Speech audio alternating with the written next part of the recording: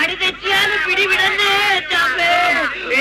സൂക്ഷിക്കണേ. അത് വെട്ടത്തിലെന്ന് പേടിക്കണ്ട, ഓടിക്കോ. ഓടി രക്ഷപ്പെട്ടോ. അവിടുന്ന് വന്നട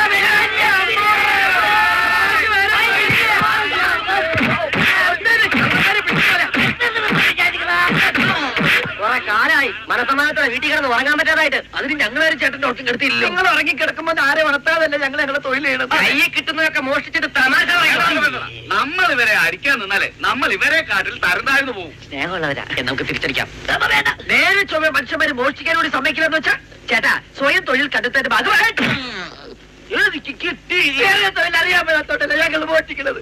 എന്റെ പേപ്പർ കാണിക്കരുത്. വേറെ പണി കിട്ടിയാൽ നീ മോഷ്ടിക്കുമല്ല. പോലീസ് വിളിക്കും. ഒന്ന് വേഗം വിടറോ സഹപ്രവർത്തക.